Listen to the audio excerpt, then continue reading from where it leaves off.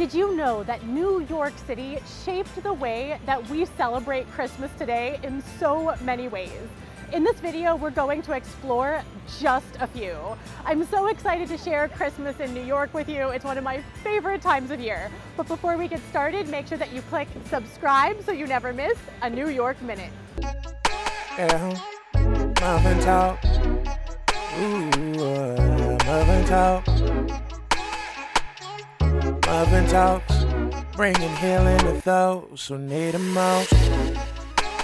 I'm willing to bet that everyone watching this can recite at least part of a poem by a poet named Clement Clarke Moore. I see you looking at me skeptically. It was here in a neighborhood that we know today as Chelsea that Clement Clarke Moore was born, and he inherited an estate, Chelsea, from his family. He was living here in 1822 when he quickly jotted down a poem for his family at Christmas time. Now, a year later, in 1823, a family friend of Moore's would actually send this poem to the Troy Sentinel, where it was published, and it had the title, A Visit from St. Nicholas. More frequently, we might refer to it today as 'Twas the Night Before Christmas. All right, now you believe me when I say that you can recite at least part of a poem by Clement Clarke Moore. This poem by Clement Clarke Moore in many ways shaped the way that we envision Santa Claus today as a jolly elf who isn't scary. He's actually very nice and will maybe leave us presents under the tree. So our modern day vision of Santa Claus was born right here in Chelsea, New York.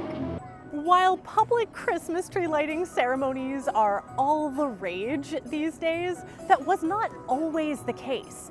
I am standing in New York City's Madison Square Park, and it was here in 1912 that Christmas history was made. This is where we had the very first public Christmas tree lighting ceremony in the United States. Now, the idea was that both rich and poor could come to Madison Square Park and enjoy the twinkling lights of a Christmas tree. In 1912, this was not very common. If you had a Christmas tree with electric lights, those light bulbs were really expensive. They cost about $1 a piece in that money, so about $33 a piece in today's money. So you had to be very rich to afford that. Now, the tradition of lighting a Christmas tree with candles had been literally a proven disaster waiting to happen, with not only the tree burning down, but entire houses. So a lot of people didn't even have Christmas trees in their homes. But they could come here to Madison Square Park and enjoy the holiday festivities of a tree. And this happened 19 years before the Rockefeller tree tradition began in 1931. What do you think? Does the Madison Square Park tree today rival Rockefeller's? Let me know in the comments. I'm standing in front of the Rockefeller Center Christmas tree, which is lit in 50,000 LED lights. And I imagine that if you have a Christmas tree at home, you light it with electric lights as well. However, electric lights didn't always exist. The original Christmas trees were actually lit using candles, which, as you can imagine, was just a disaster waiting to happen, and there were lots of Christmas tree fires. The very first electric Christmas tree lights were invented in New York City in 1882 by a man named Edward H. Johnson, who worked at Edison's Illumination Company.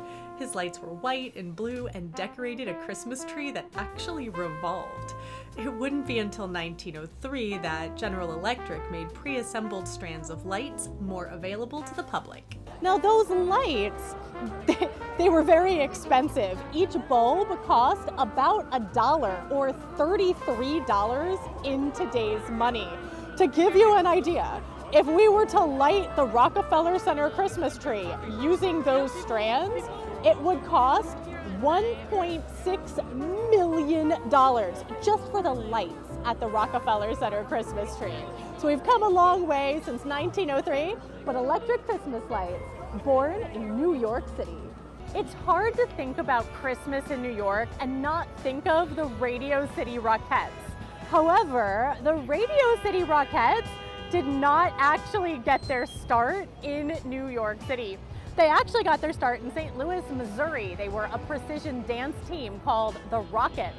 Then a theater impresario named Samuel Rothafel, his nickname was Roxy, discovered them and brought them to New York City. In 1932, they performed at Radio City for the very first time. In 1933, Radio City held its very first Christmas spectacular, and in 1934, the St. Louis Rockets, which had become the Roxyettes, named for Samuel Rothafel's nickname, Roxy. They had been performing under the Roxyettes. In 1934, they officially became the Radio City Rockettes. They have been a beloved tradition here in the holiday season. So even though the precision dance team didn't get its start here, it's still an important part of our holiday season. I hope you enjoyed learning a little bit about New York City Christmas history and how New York City contributed to our modern day celebrations of Christmas. Thank you for watching, and make sure that you click subscribe so you never miss a New York Minute.